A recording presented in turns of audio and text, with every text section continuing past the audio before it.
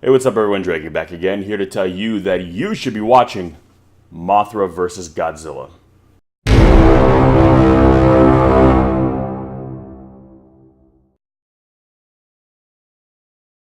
So, Mothra vs. Godzilla is a 1964 kaiju classic where it pits these two pivotable kaiju. I was messed up with that word. Pivotable kaiju together for the first time, and is basically this is one of the matchups that has kind of gone on and become kind of synonymous with, like, kaiju versus movie. Usually, a lot of people, whenever they reference Godzilla fighting another monster, it's one of them is usually Mothra. Even though in this still day and age, where Godzilla was still very much the villain, his name always kind of came second. Where same thing with King Kong versus Godzilla, was always his name second. He hadn't yet become kind of this title hero just yet, although we were kind of getting closer to that point in history, and Mothra herself would have some involvement with that. But in this film, Godzilla is still very much this ruthless force of destruction, while Mothra, much like we've seen her in her original incarnation, more of a benevolent figure, except taking on that persona even more so in this film. This is really the first film in which Mothra comes to be the way we know her to be, where in the first film by herself she was much more of a chaotic force of good. In this film she's much more lawful in the way she kind of looks after nature. And similar fashion to the first film, mankind is attempting to benefit and profit off Mothra, but rather than just stealing the twins as it did in the original film, they're actually trying to use Mothra herself. When a large egg basically washes ashore of a small Japanese fishing village, essentially this corporation buys it and is building kind of like this weird biodome around it, and essentially going to try to turn a profit off it, turn it into like a big display of some sort.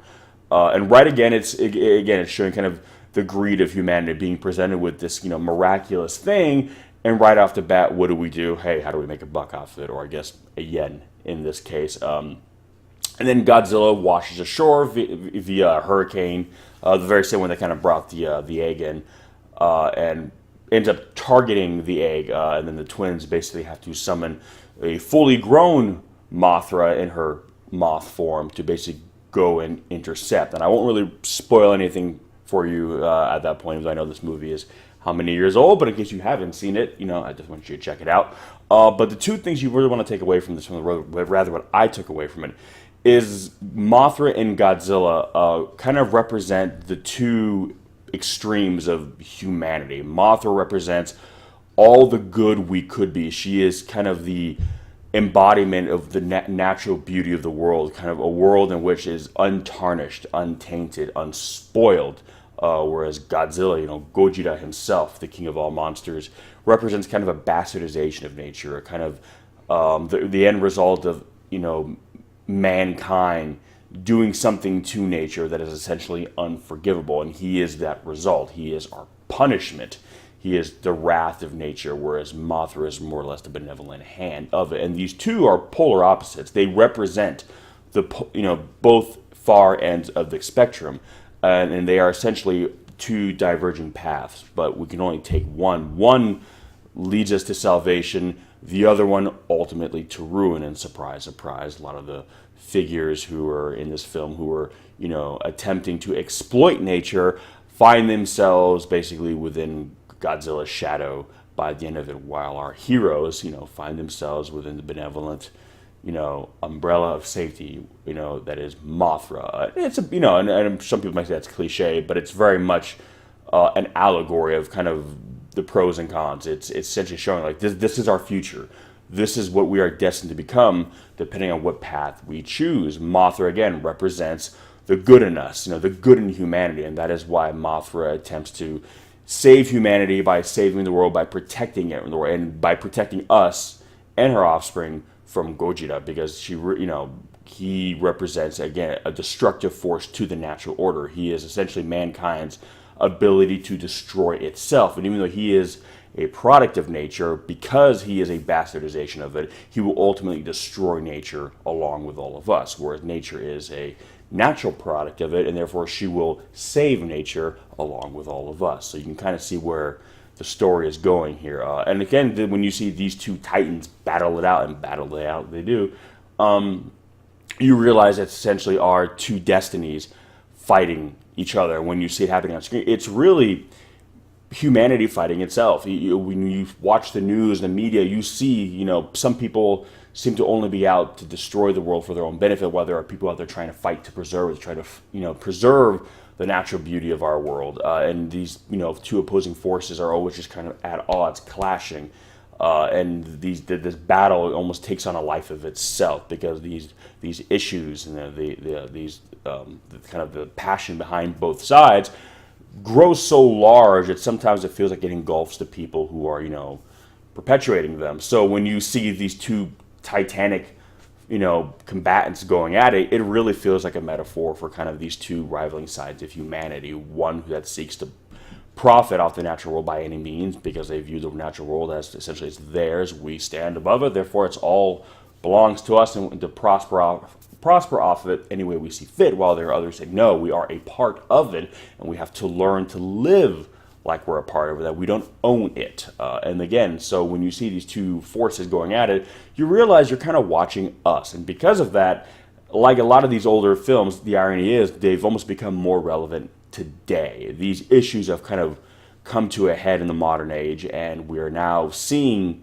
really the consequences of perhaps not treating the world as we should have for the longest time. And now there are people who are, well, there have always been people, but there are people who are now who are very vocally trying to fight against this misuse, this misappropriation of essentially what we, for the longest time, have deemed, or rather have taken for granted as just ours.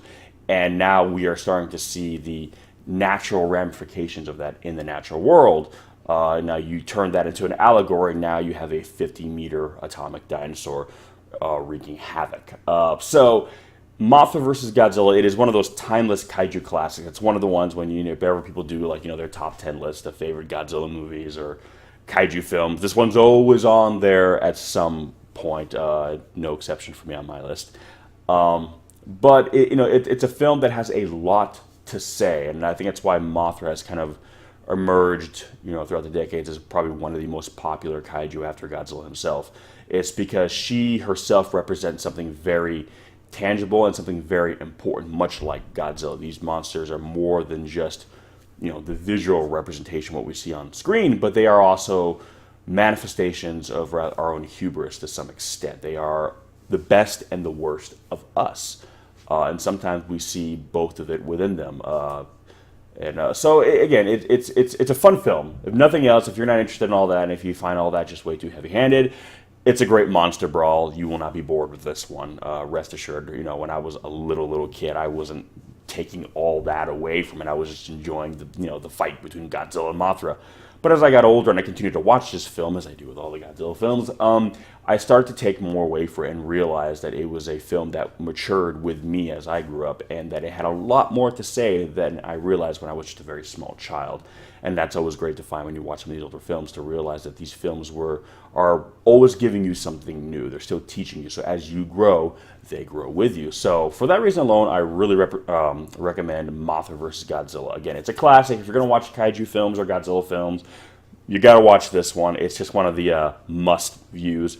But I think you will find it surprisingly introspective, especially if you're someone who's always believed these movies are just kind of dumb fun, just big guys in rubber suits beating the hell out of each other. And, I've always defended them, saying, granted, some of them are that, to be sure, but a lot of them have something very important to say, and the kaiju genre is rooted very much in a very kind of political, allegorical kind of statement. And this film really exemplifies that. So if you're looking to maybe be pleasantly surprised and try to understand why all us weirdos love these movies as much as we do and why we defend them as much as we do, this would be a good one to check out, because I think you'll walk away from it kind of at least having a better understanding as to why these films are so significant and what their true purpose was initially, and what a lot of them still do to this day. Actually, they're not, again, some of them are just fun and games. Some of them, a lot of them, like this film, have a lot to say and really want people to listen. And sometimes the best way to send a message is to entertain people, to give people a fun experience. So when you don't feel like you're just shoveling propaganda down their throat. And again, I think this film does a very good job of that, of both entertaining and educating. So Mothra versus Godzilla, a classic, not just kaiju film, but really just a classic film in general. Have you seen it? If so, what did you think? As a kaiju fan, where does this one rank up? In terms of Mothra herself, how do you enjoy this incarnation of her? Or do you find this one just as significant in the sense that it basically became the template of how we would see Mothra throughout the years from this one out? Because again, the original film, she wasn't by herself. She was a lot more chaotic, I felt. And this film, they really focused more on the more maternal side of Mothra, not just for the twins, but kind of for humanity as a whole. But give me some of your thoughts on that. And if you haven't seen it, as always, I will leave some links in the description section below where you can pick it up, check it out, come back. Please give me some of your thoughts. I'm always very curious to hear what you guys have to say. So anyway, thanks for watching, guys, and we'll catch you in the next one. Peace!